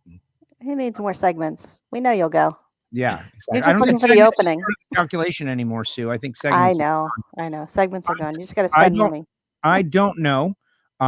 What is, we'll talk about that in a minute. Have you figured out the new status formula? Please be ready to make a report in a few seconds when Gio's done, because I don't get it. I don't understand. Gio, finish. And no, finally, the NFL can't be out of the news too long. There's lots of transactions going on, but their big news is in exactly 10 days, on the 28th, is the draft, and so we'll be finding out what's going on there, which guys are headed where. But there's a bunch of guys are signing extensions here and there right before their four years are up and so forth. So that's what's going on in that world. I do want to say that in Sports Collision, kind of related, I've been watching Winning Time on HBO, which is part of that. It's like the story of the Showtime Lakers. in particular, paying attention to that 79-80 season, which is Magic Johnson's rookie season.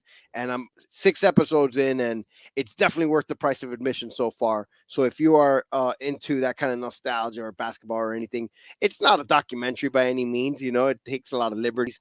And I've seen some complaining by some of the particulars involved online, but it's been very entertaining. I'll give you that. It's based on the Showtime book by Jeff Pearlman, and so if you have any knowledge of Jeff Pearlman, he kind of gets behind the scenes stuff that people don't want necessarily told. And you know, so that's why a lot of people don't, you know, they asked Magic recently and Pat Riley about it, and they said that that they don't want to comment on anything that has to do with that Showtime book. So God, wow, they don't want to comment. No, but it's been interesting. I wow. love that, you know, so far I've enjoyed it very much. You get to see like old school Pat Riley when he was first coming up, you know, he wasn't even a coach. He was working on the radio staff. So he was the color guy for Chick Hearn. Oh, I heard that. And Chick goes like this. He's not allowed to talk. Yes, that's it. He had to stop talking whenever Chick gave him the fist sign, the closed fist meant shut up. I saw that. I saw one episode. Right. He got like 3 seconds That's to like, say something. well, yeah, Chick, you know, when he does this, it's it's really funny. Those old school broadcast guys, man, they were like that, right? They worked real hard to get that. And it was just that you got a feeling of somebody you've seen somewhere along those days of radio and old school broadcasting, that you dealt with people that weren't so nice back in the day, and it reminded you of that. Definitely.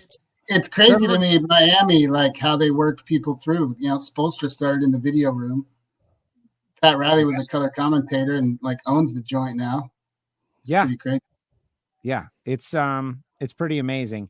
Gio, I'm kind of shocked you didn't bring up the whole story of Miami and the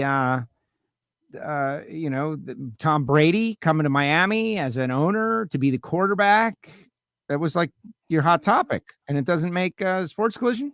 What's up with that? Yeah, you know, a lot of time passes between the sports collisions on Monday, and so, you know, what's hot on Tuesday or Wednesday or Thursday or Friday, you know, is long forgotten after a weekend of, you know, stuff going on. Is it forgotten or no longer relevant? Because that's I mean, maybe it's no longer relevant. You were on the case for a little while about that. We'll find out as more information comes out. Well, you know, Tom Brady still hasn't signed his extension, so Tom Brady might be coming to the Miami Dolphins next year. Is basically what is still floating around. Possibility, apparently, you know. Well, I guess we could quickly discuss. Apparently, there's the rumor about Tom Brady and the Dolphins and the whole. It's not a rumor. There's been multiple reports now. Well, there was rumors, and now it's been reports, and they're being corroborated by Pro Football Talk, and the Boston Globe came out with a big piece saying that Coach Flo and his lawsuit pretty much put the brakes on Tom Brady coming to be the president of football operations, and what's his name, Sean Payton, coming to be the coach of the Miami Dolphins. And that's the reason why Payton retired, and that was the reason why Tom Brady was going to retire. And that eventually the plan was that once he was here a few months, whether it was this August or perhaps next season at the latest, they were going to tell Tampa Bay, well, now that you guys have moved on and Tom is over here, why don't you just give us his playing rights for like a 3rd round pick or something like that, you know?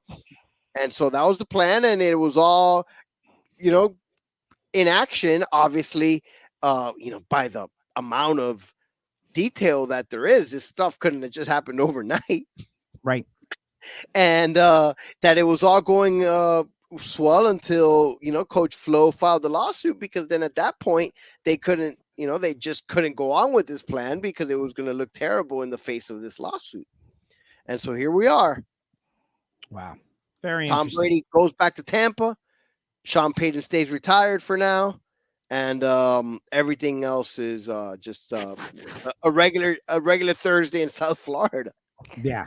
Well, okay, but no, that definitely caused some. But it was a crazy story. I mean, it was like really bizarre. I guess it's almost surreal, like to think that that was what they were, you know, what they were working behind the scenes. Well, to have Tom Brady definitely.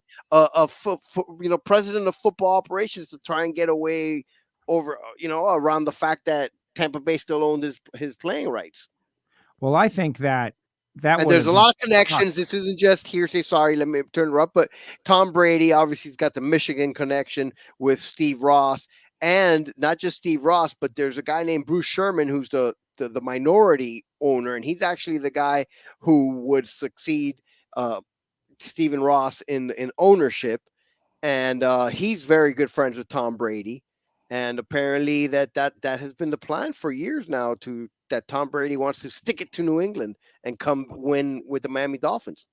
Well, Wow. wouldn't that just be exactly? That's the blockbuster story. We'll see if it happens. And now you got Tyreek and you got Waddle and there's weapons and there's stuff going on.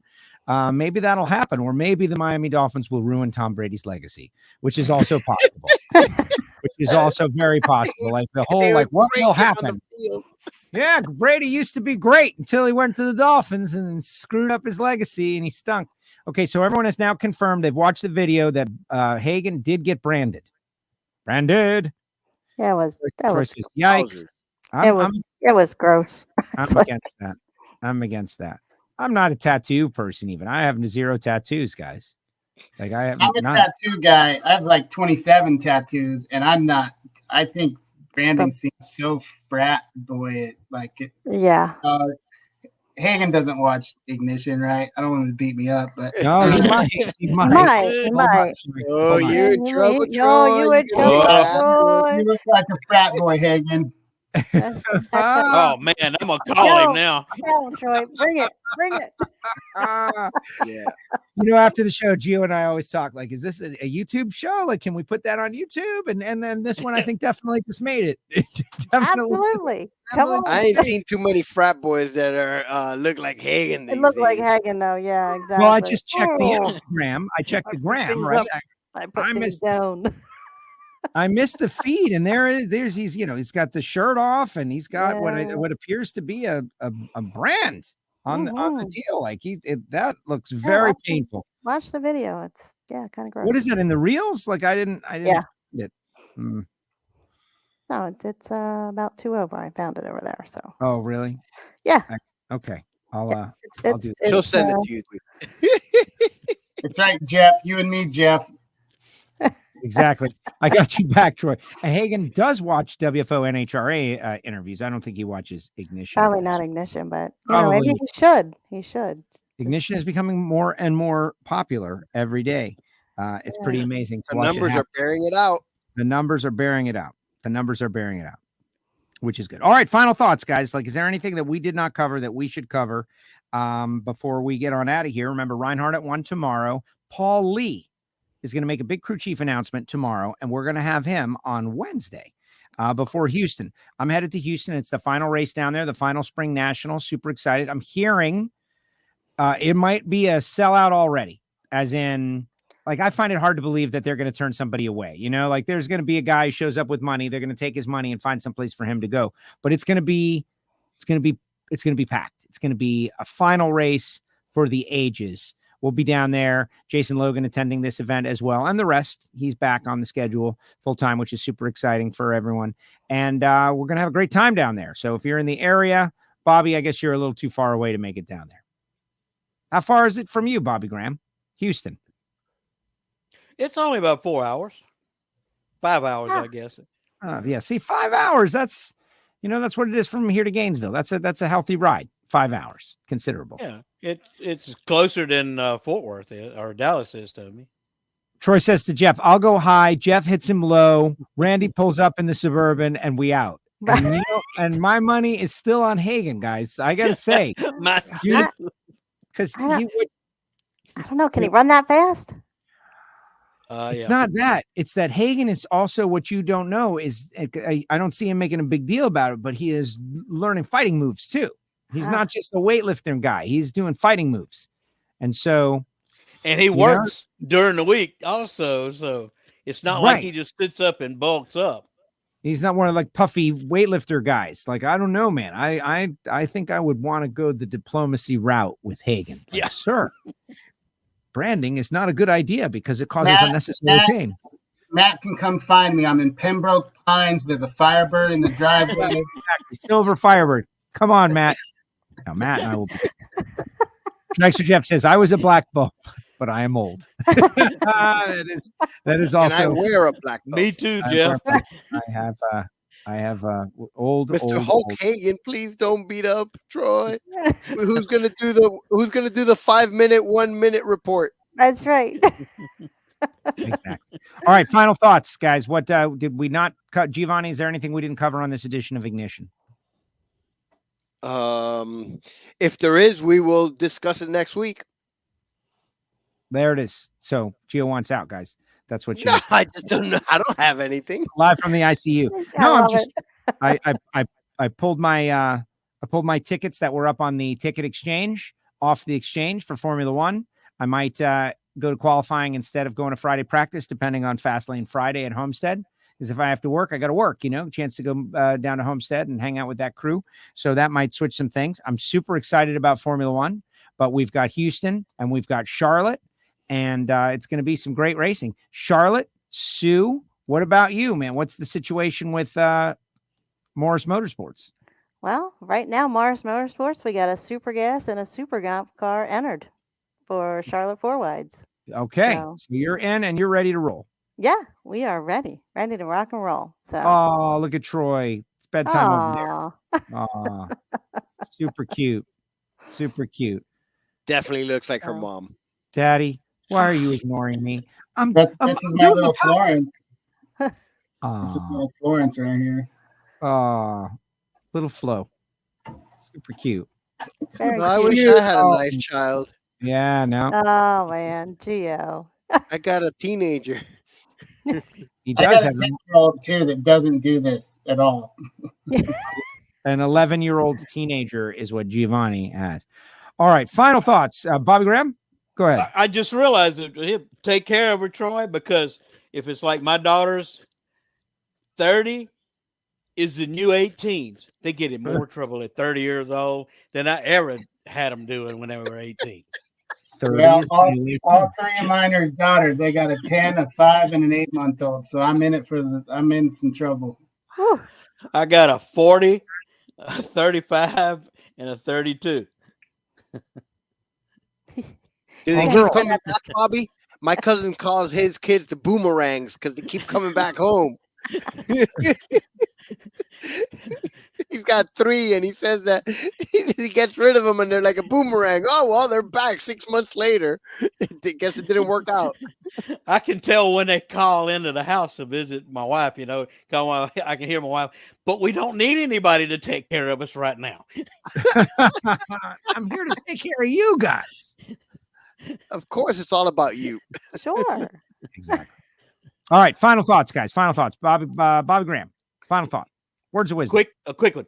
You're getting old when you go Easter hunting for your favorite candy and it's gone. And the people in the store never heard of it. Werther's Original. Is that what we're talking about? It's Elmer's Goldbrick egg. It was local made in New Orleans and Hammond. It's been there for 70, 80 plus years or more. They only come out during Easter, and they are delicious. Solid chocolate without all the wax, with pecans. They're great. Available The only online. place I can find them is Amazon, and They're they're about online, 8 yep. times what everybody bought them and put them online and selling them for 8 times the cost. 8 times the Ah. cost, 6 Wow. pack. Classic Woo. Easter Yeah. treat. Feature creamy pecan melt away candy cover and smooth chocolate. Bobby Graham, this is the kind of thing you got to bring up before Right. Easter. What is Right. this? I hunted them a week before Easter. No, you got to bring them up like a couple weeks before, at least. Yeah, I know. Wonderful. Normally Yeah. the day after Easter, you go load up because they're on sale. Elmer's Candies dates back to 1855 when Christopher Henry Miller used his experience as a pastry chef to open the Miller Candy Company in New Orleans. Miller's son-in-law, Augustus Elmer, eventually joined the company, and the name was changed to Elmer Miller around the turn of the century. The next and final name change occurred in 1914 after Elmer's sons joined what is now known as the Elmer Candy Company. Elmer soon increased its national presence by adding several new factories and introducing a wide variety of confections and snacks. Two of the favorite treats created during this time were Heavenly Hash eggs in 1923 and Goldbrick eggs in 1936. Elmer's is now the second largest heart box manufacturer in the country. Easter favorites Goldbrick, Heavenly Hash, and pecan eggs outsell national leaders 5-1 along the Gulf Coast. Wow. And now you know. But not this year. They were nowhere. And this one is 20. They want a case of 24 eggs is $24.99 on NOLACajun.com. That's what this show is all about, Bobby Graham. Way to go. We just learned something. We just learned. Is that it? Final thought? Thank you, Bobby. Anything else? Final thought. That's it. Troy, That's it. what about you? Hey, I just want to, my only wisdom for everyone is put your money on Hagen. He's the best funny car driver. He's definitely the most handsome, and I'm just jealous because I didn't make it through Pledge Week. So a little burn right there. Oh, little burn. No, I'll take care of yourselves. Have a good week. Look forward to talking some NHRA with y'all next week. Awesome. Thank you, Troy. Appreciate it. All right, Sue. What about you?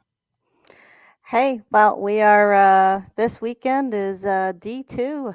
They have a divisional and an open race down at Reynolds at Silver Dollar. So while you're out at Houston for the final NHRA national event at Houston, we will be at Reynolds. So don't worry, we'll be peeking in on you at NHRA TV. Keep that going. Oh, excellent. if I can drop a polemic, you'll be there listening. Excellent. You got to drop polemic. We're all going to be waiting for that. This is a big one right here now, Sue. This is a big race for you guys because you guys had a good start at one of the divisionals and then you had a not so great run. So this is going to be a right. This is going to be a to get the world championship drive going again. Got to get on that path. Got to get on that winning path. Race win. That's right. Dave, I know you're listening. Get on it. Dragster Jeff out there as a final thought. My final thoughts. Get this. This is very very nice. If you're healthy and able, donate blood. Be a hero, save a life. Be good to yourself, says Dragster Jeff. Thank you, Dragster Jeff. That's a very nice thing to say, and very smart too, and intense. Like that's very true, so true. Especially now with what's going on, like in our world. We don't talk about all the negatives in the world, but we know they're going on.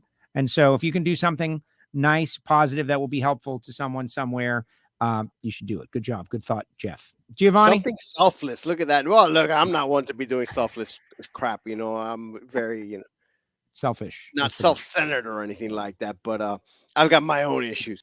But no, Dragster Jeff, that's a great final thought. And I hope everyone had a great Passover, Easter, whatever it is that you celebrate over this past weekend and didn't just indulge in a whole bunch of Reese's peanut butter eggs to the point of comatose like I did. Oh, really? Is that what you did? Yeah, dude, I think I had too many. I don't know. I was like in a coma this morning. It was not a good health weekend for me either. That fact that I indulged in a few packs when I went on I don't know to the Publix. I grabbed whatever they had left of those because those were my favorite, and so I don't know. I guess I ate one too many, two too many, or it ended up being like a dozen or so.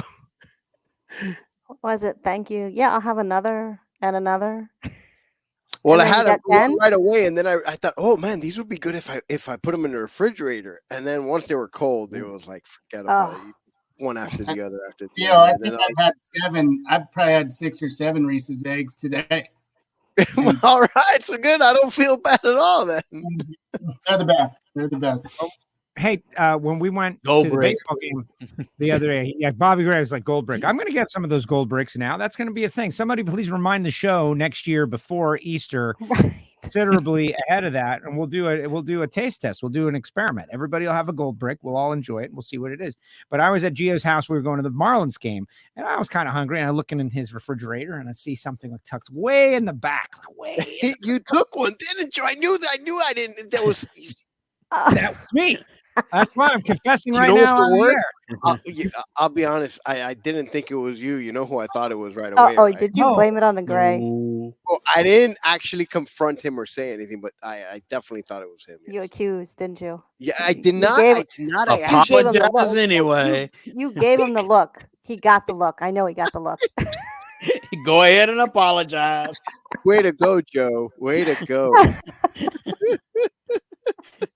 No, I knew it. so I knew it. I was, you didn't Troy know had to it. go make sure his was still I in the was too refrigerator. busy, and I know. I only had one.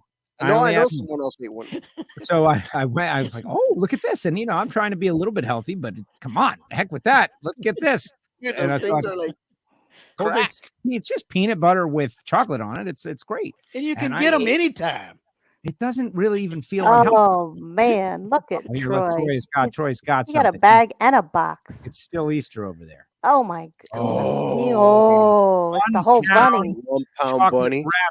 rabbit. Dude, Oh, somebody really loves you. I didn't get yeah, that. right. Is that filled with peanut butter too? Yeah, I'm sure it is. Man. Come on, Troy. Reese. 1 Sugar pound. coma. Oh, Oh, like Troy's gonna do it in the air. oh. He's doing it. They got to He's get the doing an music official going Yeah, now, and dude. there it Look is. at that, Troy. Man. Oh, listen to the audience. We're all like, oh my gosh, this is great. Oh my gosh. And Monica says, I always feel guilty eating those poor bunnies. Yeah, you got to don't bite the feel head off. guilty about first, anything. too. It's part of All right, guys. Great job on Ignition. Thank you so much. Thank you all. Excellent job. I'm going to blast you guys out, but we'll be back next week. Obviously, we'll have some racing to talk about down there in Houston, Formula One, et cetera, and so on. It is going to be great. But, guys, great work. Troy, good job with the Big Money Minute. Excellent work. There he goes. Enjoying. Awesome He's eating job. now. He's got his own thing. Sue, excellent work. Thank you. Good luck this Thank you. weekend. Who's winning? WFO, everybody. WFO. There goes Sue Morris. Bobby Graham, glad your health is better. Talk soon. Me too. Me too. There it is. There it is. And Giovanni and Maya. How great was this little show right here? This was just something special. It was Yeah, I hope I awesome. didn't- though. I'm glad you didn't yell at the gray. Just remember. No, I didn't. I didn't. You know, it was funny, and I feel, I feel a little badly, but not that bad. Nope, it was me. Right. So something like that. You can't. Absolutely. I gotcha, man. You gave yourself up. Good job. Yeah, I was telling the story. I was waiting for the right moment. Now, I didn't tell you at that time. I could easily said, yeah, I took one of the eggs. No, man. It'll make it a mystery. Where did the eggs go? All right. Well, Giovanni. no, well, generally around here, there's not much mystery. If it's not me, or it's got to be one of the other two people that live in this house. That's it. All right, Giovanni, That's be the good. beauty of it. WFO, everyone, have a great weekend. Enjoy the racing. Italy this weekend, and NASCAR Talladega. Talladega, baby. FFRR. Going to be super exciting with that new car. All right, later, Giovanni. There he goes. And we out. Remember, Alan Reinhart, Paul Lee this week. WFO and NHRA Nitro. 1 o'clock and 12 o'clock. That's pretty much midday time that we do it. Big thanks to the people who make it possible for us to go WFO, like Marvin Rodak, Rodak'sCoffeeandGrills.com, 817-924-6821. Marvin Rodak and Frank Hawley's Drag Racing School, where you can drive a dragster, the Dragster Adventure. Our great friends at samtech.edu. VP Racing Fuels. Go to their website right now. Sign up for the newsletter. You can see their whole line of fuel additives, lubricants, and, of course, racing fuel. You go through the pits and you look around, and so many people run VP. We're going to be telling you why in the coming weeks. Our great friends at Phillips Connect, for those of you that are running fleets or just have a trailer, they make sensors and all kinds of great products to make it safer and more trackable. Phillips Connect, Phillips-Connect.com. Total Seal Piston Rings, TotalSeal.com, and, of course, FTIPerformance.com. People jumping on board with WFO Radio, especially the patrons. I am sorry to anyone that tried to get in on the show but could not. We have 12 spots, and shockingly, we filled them all for the very first time. Will we come up with a new system, or will we make it an exclusive thing where people have to fight each other in a form of blood sport to get in on the show? We're going to think about that. But if you want to join the Patreon universe, patreon.com/WFO Radio, just go to the website. You can find it. Final comments coming in. Monica loves eating the ears first. Scott says, take care of everyone. Monica says, have a great week, everyone. Bobby Graham says, later, everyone. And that's where we'll leave it off. Thank you to all. We'll be back tomorrow with Alan Reinhart. Really appreciate each and every one of you Watching on YouTube, subscribe, click the bell. If you like this kind of thing, it's just a gathering of racing fans from around the world. That's all. WFO.